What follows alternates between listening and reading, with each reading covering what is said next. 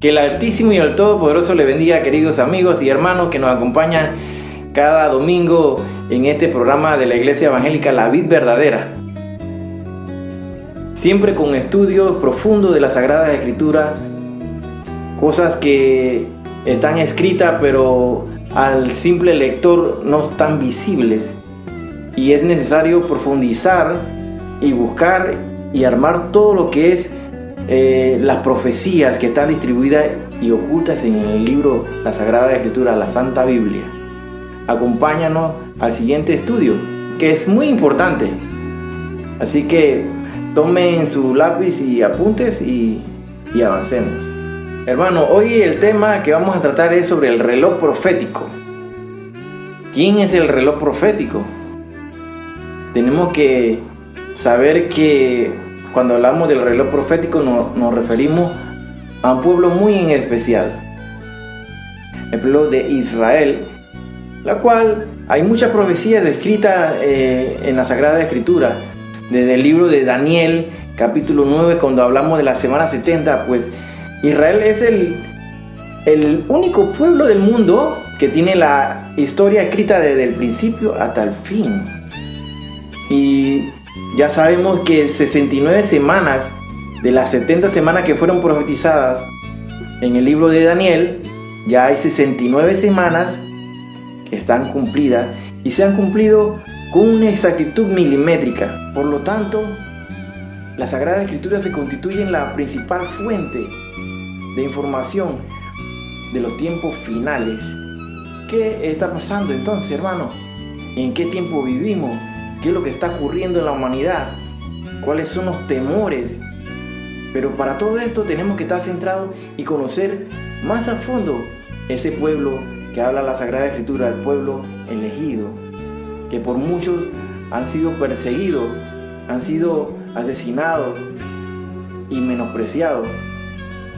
Pero no solamente es el pueblo elegido, sino también existe el otro pueblo, que es la iglesia, la cual Yeshua, Jesucristo, vino a esta tierra a fundar.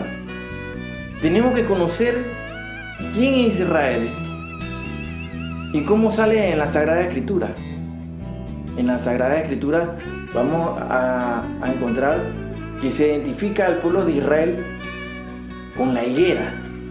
Para eso nos tenemos que ir al libro de Oseas 9:10, que así dice en Oseas capítulo 9, versículo 10, nos dice así: como uvas en el desierto hallé a Israel, como la fruta temprana de la higuera en su principio vi a vuestros padres. Ellos acudieron a Baal Peor, se apartaron para vergüenza y se hicieron abominables como aquellos que amaron. Aquí estamos viendo, hermanos, que la higuera sin duda es un árbol que identifica al pueblo de Israel a través de la historia.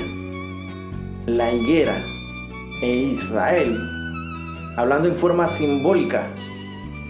Para comprender quién es Israel, vamos a encontrar en el libro de Ezequiel una profecía bastante oculta, diríamos, porque al simple lector no va a saber de lo que estamos hablando aquí. ¿Qué se está hablando en esta profecía de Ezequiel?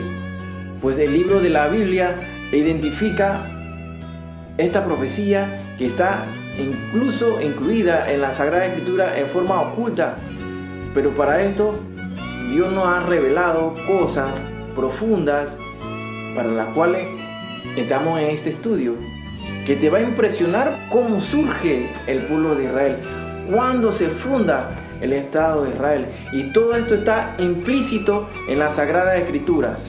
Así que todas estas cosas, cuando tú lees, no vas a captarlas de a primera, no vas a entenderlas, pero tú tienes que ir armando las profecías y dándole el significado real, porque las Sagradas Escrituras no son de interpretación personal, y este ha sido el problema por los siglos, que ha sido la interpretación, que cada uno quiere darle una interpretación la cual no es.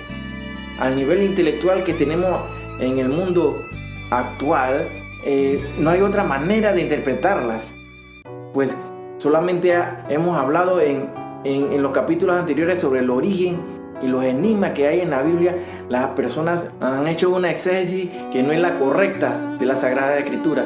Por lo tanto, es necesario examinar con cada detalle la interpretación de la Sagrada Escritura.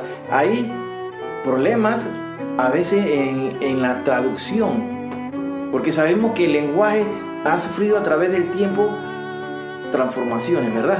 Estas transformaciones tienen que tenerse mucho cuidado, porque entonces si tenemos la actual Biblia, que es la más utilizada por el pueblo de los cristianos, los evangélicos, que es la Reina Valera, que es la más semejante y más cercana a los escritos originales, digamos los papiros, los pergaminos, que han como hallazgos arqueológicos bíblicos, tenemos que estar claritos y buscar el verdadero sentido de lo que quiere decir la Sagrada Escritura. Hay que tener mucho cuidado con la interpretación de la Sagrada Escritura.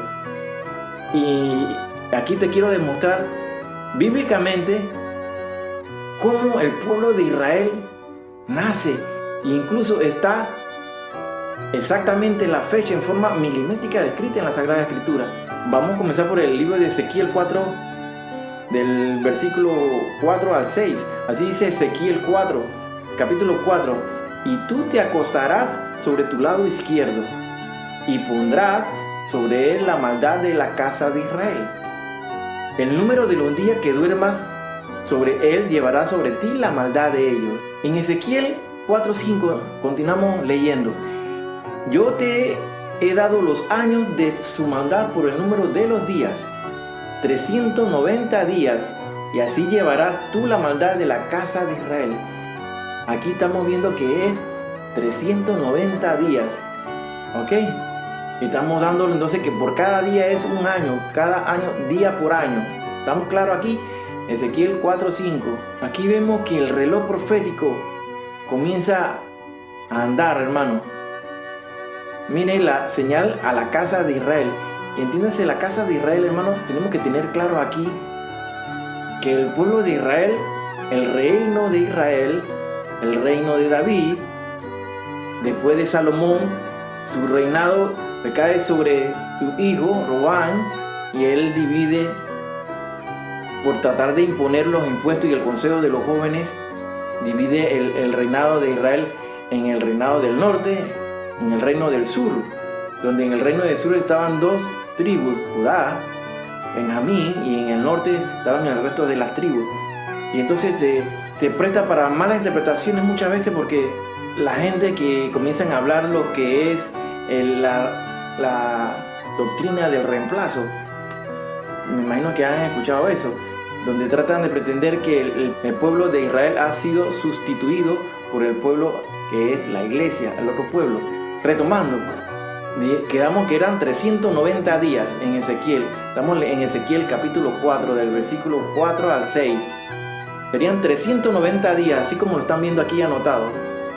Así dice en Ezequiel 5:6: cumplido esto, te acostarás sobre tu lado derecho.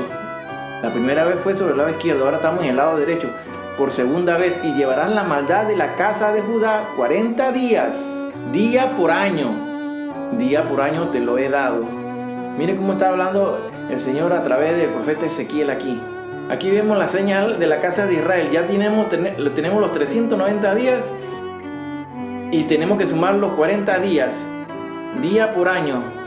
En Jeremías 25:11 dice: toda esta tierra será puesta en ruinas y en espanto, y servirán estas naciones al rey de Babilonia 70 años. Anotemos aquí, tenemos 390 días cuando se durmió del lado izquierdo. Cuando se cambió al lado derecho fueron 40 días, día por año. Si sumamos esto, ¿cuánto nos da esto? Nos da 430 años, ¿verdad? Estos son años bíblicos. Y a esto le tenemos que restar entonces los 70 años de cautiverio que estuvo en Babilonia, así como dice Jeremías 25:11. Y esto nos da una suma, como estamos viendo, 430 años menos los 70 años bíblicos de cautiverio nos da 360 años bíblicos. Pero busquemos en Levítico 26, del 18 al 28. Miren lo que nos va a decir. Vamos a leer todos juntos. Levítico 26, 18 al 28 dice: y si aún con estas cosas no me oyereis, yo volveré a castigarlos 7 veces más por vuestros pecados. Aquí estamos hablando que Dios va a castigar al pueblo 7 veces más, o sea, hay que multiplicar por 7. Así, y continuamos leyendo: y quebrantaré la soberbia de vuestro orgullo, y haré vuestro cielo como hierro y vuestra tierra como bronce.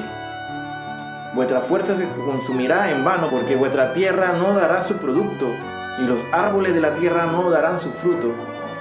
Si anduviereis conmigo en oposición y no me quisiereis oír, yo añadiré sobre vosotros 7 veces más plaga según vuestro pecado. Enviaré también contra vosotros bestias fieras que os arrebaten vuestros hijos y destruyan vuestro ganado y os reduzcan en número, y vuestros caminos sean desiertos. Y si con estas cosas no fuereis corregidos, sino que anduviereis conmigo en oposición, yo también procederé en contra de vosotros y os heriré aún 7 veces por vuestro pecado. 7 veces. Traeré sobre vosotros espada vengadora y vindicación del pacto, y si buscareis refugio en vuestras ciudades, yo enviaré pestilencias entre vosotros y seréis entregados en mano del enemigo. Cuando yo os quebrantare el sustento del pan, cocerán 10 mujeres vuestro pan en un horno, y os devolverán vuestro pan por el peso, y comeréis, y no os saciaréis. Si aún con esto no me oyereis, sino que concederéis conmigo en oposición, yo procederé en contra de vosotros con ira, y os castigaré aún 7 veces por vuestro pecado. Aquí estamos viendo, y el énfasis que se hace, que son castigados 7 veces más por oponerse y continuar en los malos caminos. De tal manera que vemos que a estos 360 años lo multiplicamos por 7 y nos va a dar 2520 años bíblicos. ¿Vamos bien hasta ahí? Ahorita, hermano, vemos que 390 días mientras que se durmió del lado izquierdo, 40 días cuando se durmió del lado derecho. Esto nos da una suma de 430 años bíblicos. A esto le tenemos que restar los 70 años de cautiverio, Babilonia. Esto nos da a 360 años bíblicos. Y como el pueblo de Israel continuó oponiéndose a los mandatos de Dios, fueron castigados 7 veces más. Entonces estos 360 años lo tenemos que multiplicar por 7. Y esto nos da una suma de 2520 años. ¿Vamos bien hasta ahí?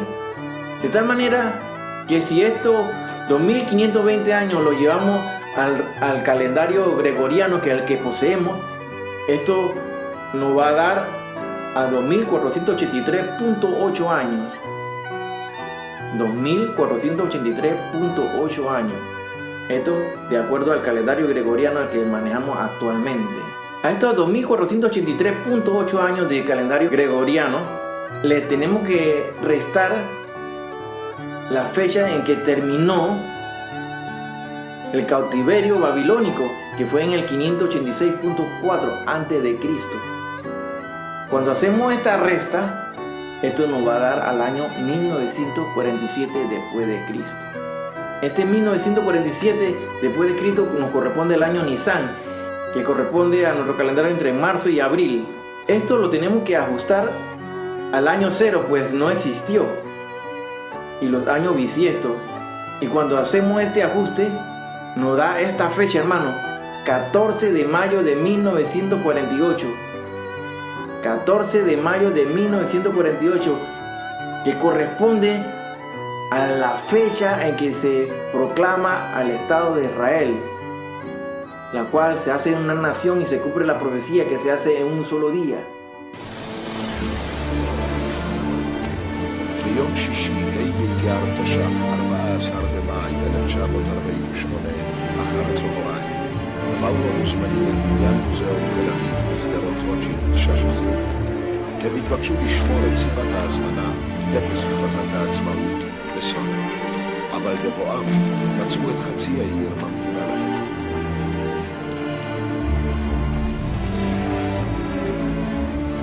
סמוך לשעה 4 הגיע דוד בן-גוריון.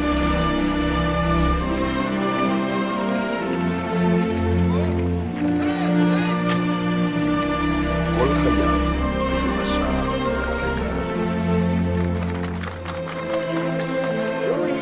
זו הטבעית של עם העם היהודי להיות ככל עם ועם עומד ברשות עצמו במדינתו הריבונית, אשר תפתח לרווחה את שערי המולדת לכל יהודי, ותעניק לעם היהודי מעמד של אומה בת זכויות בתוך העמים. לפיכך התכנסנו אנו חברי מועצת העם, נציגי היישוב העברי והתנועה הציונית, ביום סיום המנדט הבריטי על ארץ ישראל. תוקף זכותנו הטבעית וההיסטורית על יסוד החלטת עצרת האומות המאוחדות, אנו מכריזים בזאת על הקמת מדינה יהודית בארץ ישראל, היא מדינת ישראל.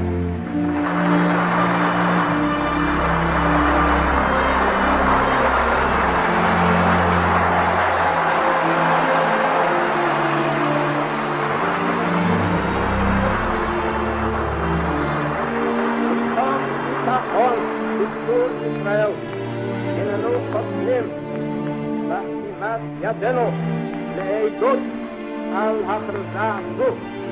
Como dato curioso, el mandato británico terminaba el 15 de mayo de 1948 y esto coincidió con el Shabbat, de tal manera que los judíos decidieron adelantarse y declarar la independencia el día 14, que era viernes, a las 4 de la tarde. La proclamación tuvo lugar en el Museo del Arte de Tel Aviv. Era imposible hacerlo en Jerusalén, porque estaba en ese momento sitiada por soldados jordanos, en el marco de la guerra que se estaba librando por la posesión de la que había sido declarada zona internacional. De esta manera, vemos el nacimiento del pueblo de Israel. Incluso la profecía está en la Sagrada Escritura, y hemos desglosado cómo aparece la fecha exacta de cuándo nace el Estado de Israel y se hace una nación después de tantos años de exilio, porque fueron exiliados, como dice en la Sagrada Escritura, fueron dispersos por toda la tierra a partir del año 70 después de Cristo. Fueron dispersos por toda la tierra y ahora retornaron para cumplir con la Sagrada Escritura, con las profecías. Comienzan a retornar y la profecía comienzan a tomar una claridad y sentido de lo que está ocurriendo y de lo que viene. Por lo tanto, hemos dicho que Israel ha constituido por parte de Dios la manera, el reloj de llevar el tiempo de las profecías.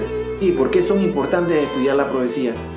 Porque el espíritu de la profecía es Yeshua, así está escrito. Jesucristo es el espíritu de la profecía, y si no estudiamos la profecía no sabemos lo que es Jesucristo, nuestro Salvador. Él es importante para nosotros. De tal manera que surge aquel término que conocemos como el antisemitismo. ¿Pero qué es el antisemitismo? Tenemos que remontarnos a cuál es el origen, de dónde viene esa palabra. Antisemita quiere decir contra los semitas. ¿Y quiénes son los semitas? Los semitas son los descendientes de Sem. Recuerden, Noé tuvo 3 hijos: Sem, Cam y Jafet. De ahí tenemos las lenguas también, las lenguas semíticas. Recuerdan en la clase anterior, las lenguas semíticas, los descendientes de Sem. Entonces, todo aquello que están en contra de toda la descendencia de Sem, ahí tenemos a los judíos, los israelíes. Entonces se constituyen en antisemitas, todo aquello que está en contra los descendientes de Sem. Entonces tenemos que saber que entonces eso es lo que constituye lo que conocemos cuando se habla de antisemitismo en los medios de comunicación, en los periódicos y en las redes sociales. Y esto es una herida que sigue abierta con pronóstico de infección, porque se expande en una forma veloz y cada día el pueblo de Israel es odiado y sigue odiado. Pero ¿desde cuándo comenzó este odio y la persecución contra los judíos? tenemos que buscar en la historia y tenemos que remontarnos hacia el pueblo de los filisteos. ¿Recuerdan quién eran los filisteos? Pues para allá tenemos que irnos adelantando, porque todos aquellos que son antisemitas van en contra de los judíos. Tenemos que remontarnos al pueblo de los filisteos. ¿Quién eran los filisteos? Los filisteos eran conocidos como un pueblo que eran bárbaros. Ellos venían del mar, pero los estudios arqueológicos e históricos han demostrado que el pueblo filisteo estaría su origen por allá en Creta, en el mar Egeo y en Asia Menor. No obstante, esta materia todavía sigue en debate.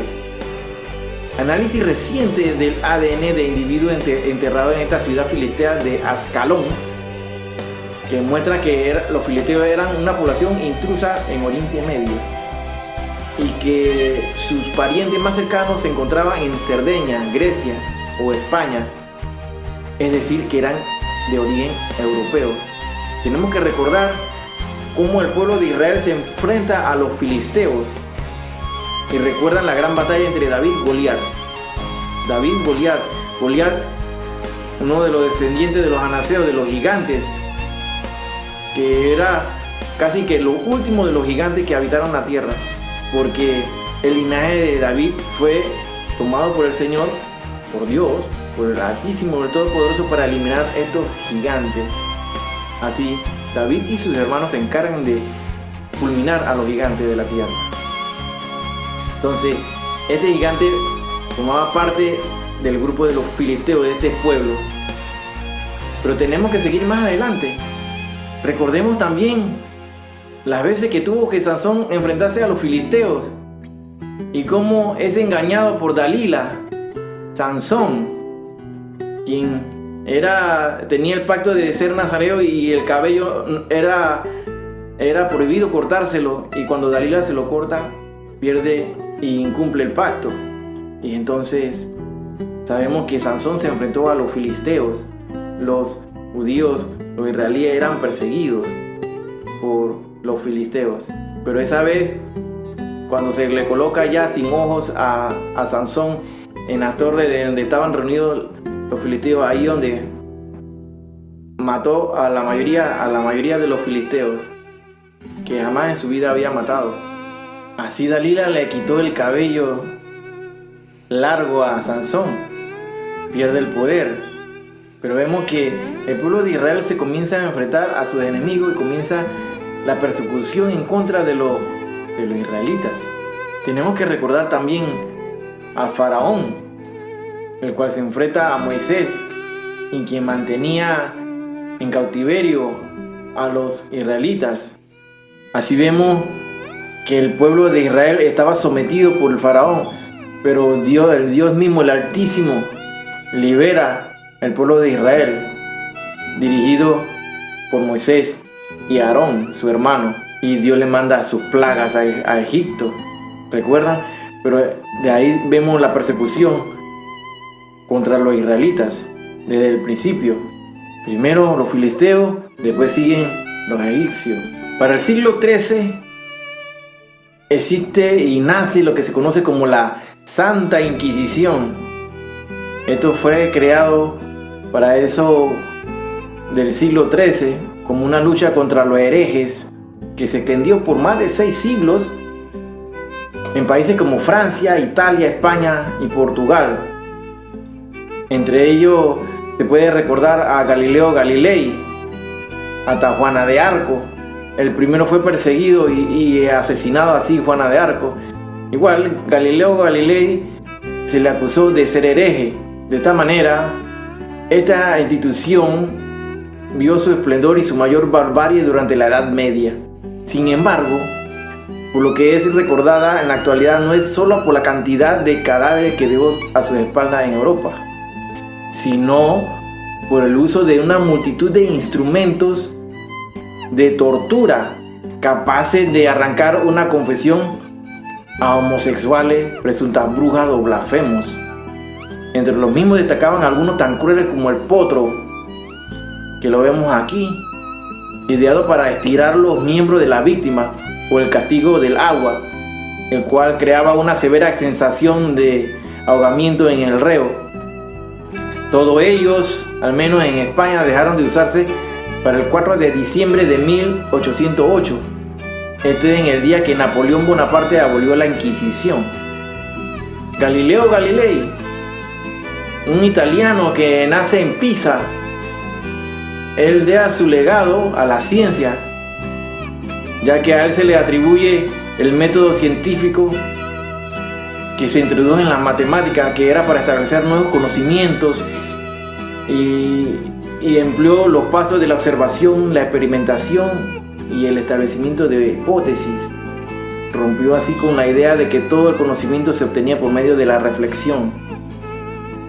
La cruda realidad, pues, cuando la iglesia quemó a la hoguera a Galileo por decir que la tierra era redonda, se enseñaba por parte de la iglesia de que el centro del universo era la tierra y todo lo demás giraban alrededor del planeta. Pero al decir Galileo que el centro del universo era el sol y la tierra giraba alrededor, esto se constituyó en una herejía para la iglesia y por eso se le condenó, por decir que también que la tierra era redonda. Las observaciones de Galileo fueron claras para demostrar que el sol ocupaba el centro del sistema solar y no la tierra, como se creía hasta ese entonces. Así pues, los conocimientos de Galileo lo llevaron a defender el heliocentrismo de Copérnico y a enfrentarse a Aristóteles. A la iglesia no le hizo gracia esa idea, pues iba en contra de la concepción de que el ser humano y por tanto la tierra son el centro del universo, y fue condenado por herejía. Cuando buscamos en la Sagrada Escritura, así podemos encontrar en Isaías 40:22, Él está sentado sobre el círculo de la tierra, cuyos moradores son como langostas. Él extiende los cielos como una cortina, lo despliega como una tienda para morar. Ya en el libro de Isaías se adelanta y dice lo que decía Galileo, que la tierra era redonda, y por esa confesión fue asesinado, fue condenado por hereje. Esto es parte de la carta de Galileo Galilei, que había escrito exponiendo sus argumentos contra la doctrina de la iglesia de que el sol orbitaba alrededor de la tierra. Como evidencia científica lo presento para que sepan. Aunque Galileo acusó al Vaticano de haber manipulado las palabras de aquella misiva a Castelli el 22 de junio de 1633, la Inquisición le obligó a confesar en público lo erróneo de sus ideas. Si bien aceptó y se liberó de la muerte, se dice que él al marcharse susurró por lo bajo, dice, y dijo así en Pur si mueve, que quiere decir, sin embargo se mueve, dijo así por debajo. Pero de esta manera él fue condenado a la hoguera, hermano. Es claro que la palabra de Dios fue conferida a los judíos para que la conservaran. De ello tenemos los escritos que hemos hablado, los escritos ya sean en arameo o en el paleohebreo, que es el cananeo, que lo hemos hablado anteriormente. Pues ellos tenían las Sagradas Escrituras, los libros antiguos, la Tanakh, de la cual tenemos las Sagradas Escrituras actuales, la Santa Palabra, la Biblia, por la confección a través de la historia de diversos concilios, donde se canonizan los libros que van incluidos en la Sagrada Escritura. ¿Cómo son asesinados los judíos? Pues ellos fueron perseguidos por la Inquisición también. Como conocen, ningún judío se puede arrodillar frente a ninguna imagen, porque eso es un pecado mortal. Entonces, como no se podían rendir y arrodillar frente a imágenes, eran perseguidos. Además, ellos la iglesia acusaba que los judíos eran los que asesinaron a Yeshua. Así que fueron perseguidos. Parte de la carta de Galileo habría escrito exponiendo estos argumentos también. De esta manera vemos en esta ilustración la quema de judíos. Esto fue alrededor del año 1353. Los judíos fueron culpados por la epidemia de la peste en Europa. Fueron acusados de envenenar el agua, la fuente de agua. El término que vamos a conocer más adelante es el término del holocausto, que esto se refiere al periodo comprendido entre el 30 de enero de 1933, fecha en que Hitler es nombrado canciller de Alemania, hasta el 8 de mayo de 1945, el día de la victoria, cuando finaliza la Guerra de Europa.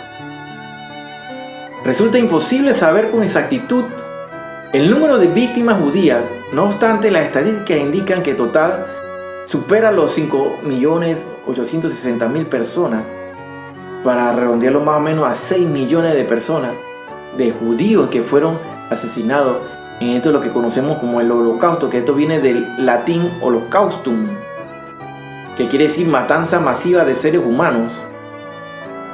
Se encuentra asociado a lo que es el genocidio de los 6 millones de judíos que fueron producto en la Segunda Guerra Mundial, llevado a cabo por el régimen de los nazis de Alemania. De esta manera estamos viendo, hermanos, cómo se está dando el antisemitismo desde los filisteos, del faraón, y así a través de la Edad Media, la Santa Inquisición, y después el holocausto provocado por Hitler. Así Hitler elimina una gran cantidad de personas judías, de personas minusválidas, ancianos.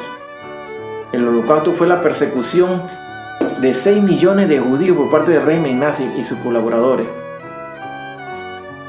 Hemos dicho que el holocausto también es una palabra del origen griego que significa sacrificio por fuego. Los nazis, que ascendieron al poder de Alemania en enero de 1933, creían que los alemanes eran una raza superior, que los judíos eran inferiores y que representaban una amenaza para la denominada comunidad racial alemana. Durante la era del holocausto, las autoridades alemanas también persiguieron a otros grupos debido a su percibida inferioridad racial, así como los rumaníes, que eran los gitanos, las personas con discapacidad y algunos de los pueblos esclavos como los polacos, los rusos y otros. Otros grupos fueron perseguidos por motivos políticos, ideológicos y conductales, así los comunistas, los socialistas y homosexuales incluso. De esta manera nace lo que es el neoantisemitismo, que es un nuevo antisemitismo. Neo, del origen etimológico que quiere decir nuevo, y antisemitismo, contra los semitas, o sea, contra los judíos. Esto es lo que el neoantisemitismo es, un concepto utilizado por algunos estudiosos para referirse al resurgimiento internacional de incidentes y ataques contra judíos y sus símbolos, así como la aceptación y difusión actual de creencias antisemitas de forma más o menos explícita. Según consideran sus proponentes, el nuevo antisemitismo se promueve fundamentalmente desde 3 fuentes ideológicas dispares entre sí. Ahí tenemos la extrema izquierda, tenemos el islamismo y la extrema derecha. Estos son los 3 grupos ideológicos que se enfrentan a esto, lo que es el neoantisemitismo. O sea, la persecución, el asesinato y el crimen contra los judíos y sus símbolos. El odio del mundo entero por parte de los árabes, de los islámicos en contra de los judíos, y el luchar por esos 24.000 metros cuadrados donde está ubicado el pueblo de Israel actualmente, es una pugna que continúa y sigue todavía, hermano, donde hay una batalla continua de este pueblo que es protegido por nuestro Dios, Yeshua, Yahweh, quien está sobre el pueblo de Israel. Y muchas veces la gente se pregunta, pero ¿por qué pelean israelíes y los palestinos? ¿Qué pelean? Bueno, esa es la tierra santa, donde está el monte de Moriah. Ahí fue donde Abraham iba a sacrificar a Isaac. Ahí en ese mismo monte también fue crucificado Yeshua, Jesucristo. Y ahí se encuentra también la roca donde iba Abraham a sacrificar a Isaac. Ahí en este momento tenemos ahí ese lugar ocupado por los islámicos. Ahí encontramos el domo de la roca o la mezquita de Omar. Ahí es donde ese punto donde estaba construido el templo. El segundo templo fue construido allí. Entonces ese terreno ahí es lo que constituye el punto de conflicto o la pugna por ese pedazo de tierra, que es la tierra Eretz Israel.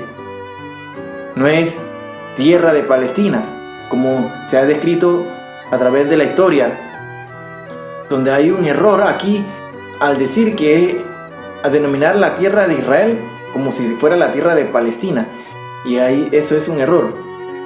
No, históricamente no es confirmado, históricamente ni bíblicamente tampoco, porque nunca existió Palestina. Así que los islámicos tienen en su poder la mezquita de Omar. El momento que ese templo cae y es arrebatado por el pueblo de Israel, va a ser el origen de una guerra santa que se va a dar. Y encontramos así el pueblo de Israel rodeado de sus enemigos, pueblos árabes. Así vemos en Egipto, vemos el pueblo de los agarenos, en Jordania, Moab, las tiendas de los edomitas, en Siria están los ismaelitas, en el Líbano, Gebal, en Cisjordania, Amón, todos esos pueblos que rodean a Israel y sus nombres actuales, ¿no? De esta manera hemos visto que el pueblo de Israel es el reloj profético y es nuestra guía también para saber los tiempos en los cuales estamos viviendo. La semana 70 de Daniel, así se ha cumplido 69 semanas en forma milimétrica. Es un libro que nos predice la historia total, completa del pueblo de Israel. Claro que estamos ahorita mismo en el tiempo de la dispensación de la gracia, que está en el punto final. No sabemos el día ni la hora, porque ese periodo termina en el momento que se dé el arrebatamiento, conocido como el rapto de la iglesia. En ese momento comenzará la semana 70 de Israel, de la casa de Jacob. Y estas profecías son para el pueblo de Israel, donde se han malinterpretado y se han querido tomar el puesto de Israel por el de la iglesia. Eso es un error, porque ambos pueblos tienen sus propias profecías y son específicas para cada pueblo. Así que Israel estará en la semana 70, no así la iglesia, porque la iglesia será levantada antes. Eso se llama el rapto. Pues ya se han cumplido 69 semanas. ¿Sabías eso, hermano? Así está en la historia. El Estado de Israel nace y se da como nación en un día, así como estaba profetizado. El Estado de Israel. ¿Y a quién elige Dios para que se aceleren las profecías? Escoge Dios entonces a Donald Trump, quien anuncia que Estados Unidos reconoce oficialmente a Jerusalén como la capital de Israel. Donald Trump ha sido definido por sus grandes decisiones audaces. No es muy bien visto, porque se le conoce también como que el Ciro moderno, que habla Isaías 45.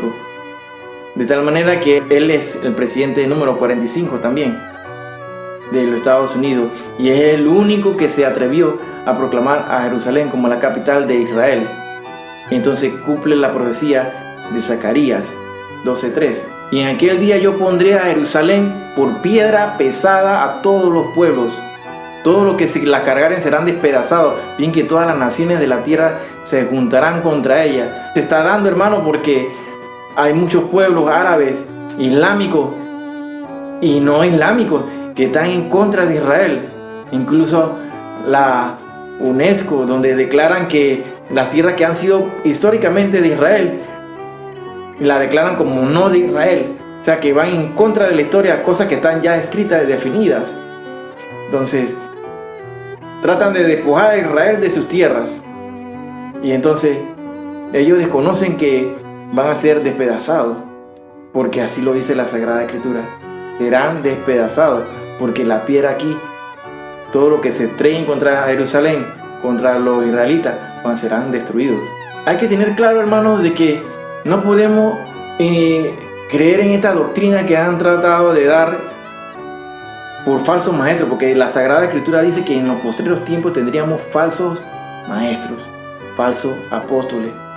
Entonces, han tratado de introducir esta teoría que llaman la teoría del reemplazo, la doctrina del reemplazo. Entonces tratan de suplantar que el pueblo de Israel pasa a un segundo plano y ahora que manda es el pueblo, que es la iglesia. No, son dos pueblos. Entonces, tenemos que tener claro que no es que la iglesia reemplaza al pueblo de Israel, no. Son dos pueblos. Si buscamos en Romanos 11:24, vemos así. Porque si tú fuiste cortado del que por naturaleza es olivo silvestre, y contra naturaleza fuiste injertado en el buen olivo, cuánto más estos que son las ramas naturales serán injertados en su propio olivo. O sea, el olivo, ¿quién es el olivo? ¿Quién es el árbol? Dios. Las ramas que no dan frutos son quitadas.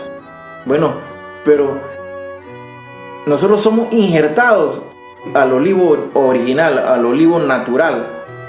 A Dios somos injertados, nosotros los gentiles. Reconózcase siempre lo que dije al principio, de que la casa de Israel se refirió a un reinado del norte y uno del sur. Con el tiempo se le llamó a lo del reino del norte, donde estaban las otras 10 tribus que fueron sometidas por los asirios. Este pueblo cayó primero, después cayó el reino del sur, a manos de Babilonia. Dos casas. La casa del norte fue considerada como los gentiles, entonces se le llamaba como la casa de Israel. Y al sur estaba Judá y Benjamín. Pero estamos hablando de ahora que tenemos al pueblo de Israel y tenemos al otro pueblo, que es la iglesia. No podemos decir que la iglesia suplanta al pueblo de Israel. Cada pueblo tiene sus profecías exactas. Así como al pueblo de Israel, sus premios, su productividad, su prosperidad fue profetizada aquí en la tierra, para tenerla en la tierra. Así las profecías dicen que la prosperidad y el galardón de la iglesia son en promesas que son allá arriba, son celestiales. Y de aquí nace entonces esa contradicción que los pueblos comienzan a enseñar, los falsos maestros comienzan a dar la doctrina de la prosperidad, donde ese tipo de prosperidad no es la que es para la iglesia. La prosperidad para la iglesia es celestial. Todo lo que tú siembres aquí será allá demostrado, allá arriba en los cielos. Allá está tu galardón. Todo lo que hagas aquí para el reino de Dios, allá arriba se está anotando.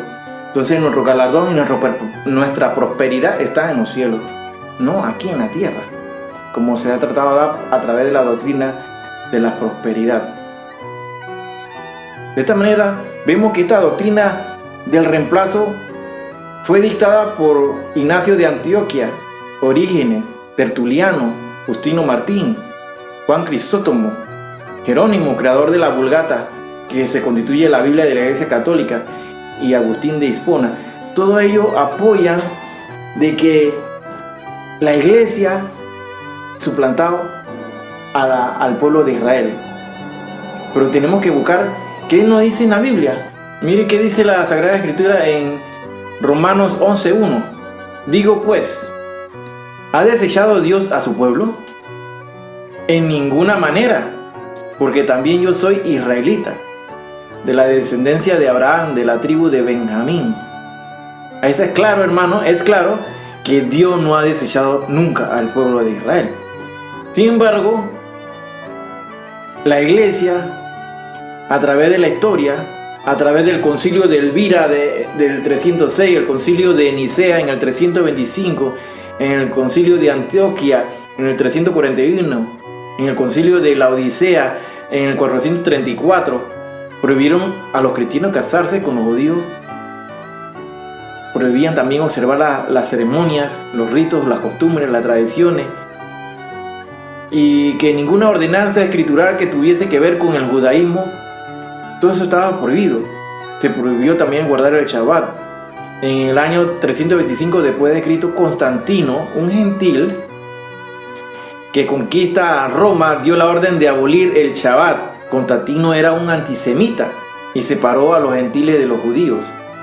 De esta manera estamos viendo el antisemitismo, hermano, y cómo la iglesia comienza a perseguir a los judíos. Así dice en el libro de Isaías 66:8. ¿Quién oyó cosa semejante? ¿Quién vio tal cosa? ¿Concebirá la tierra en un día? ¿Nacerá una nación de una vez? Pues en cuanto Sión estuvo de parto, dio a luz sus hijos. Esta es una profecía, esta es la profecía de Israel, cuando nace como una nación y se hace nación en un solo día. Algo que está escrito en la Sagrada Escritura en el libro de Isaías. Y se cumple a perfección. La palabra, la Sagrada Escritura, son exactas. Todo se cumple en forma milimétrica. No hay falla alguna en el cumplimiento de la Sagrada Escritura. En Salmo 105, del 8 al 10, dice así: se acordó para siempre de su pacto, de la palabra que mandó para 1000 generaciones, la cual concertó con Abraham, y de su juramento a Isaac, la estableció a Jacob por decreto, a Israel por pacto sempiterno. ¿Qué quiere decir sempiterno? Por siempre, para siempre, por los siglos de los siglos, no hay final. Es por siempre, sempiterno. Este es un pacto al pueblo de Israel, hermano. Sabemos que las 12 tribus fueron dispersas por toda la tierra. ¿Dónde están? Algunas sí se conoce dónde están. Y por el descubrimiento arqueológico, científico, se sabe que la tribu de Efraín tienen que ver con los descendientes de los gringos, de los Estados Unidos. Por eso que tú ves a Estados Unidos metido en Jerusalén. Y cuando tú deletreas el nombre de Jerusalén así, Jerusalén, el nombre de USA, la sigla USA están en el centro mero de Jerusalén, para que tú veas la exactitud de las profecías. Efraín. Así dice el libro en Miqueas, capítulo 4, del 1 al 2. Esto es en la Biblia hebrea. Acontecerá en los postreros tiempos que el monte de la casa de Yahweh será establecido por cabecera de montes y más alto que los collados, y correrán a él los pueblos. Vendrán muchas naciones y dirán: venid y subamos al monte de Yahweh, a la casa del Elohim de Jacob, y nos enseñará en sus caminos, y andaremos por sus veredas, porque de Sión saldrá la Torá, o sea, la ley, y de Jerusalén la palabra de Yahweh. Si está escrito, hermano, está claro. De esta manera hemos visto la bendición, la prosperidad para el pueblo de los judíos, el pueblo de Israel. Israel se ha constituido en una potencia científica, en primer lugar en premios Nobel de medicina, avances científicos en tecnología, en metodología científica para la investigación de nuevas enfermedades y para curar muchas enfermedades. De tal manera que el pueblo de Israel ha sido bendecido a pesar de ser perseguido.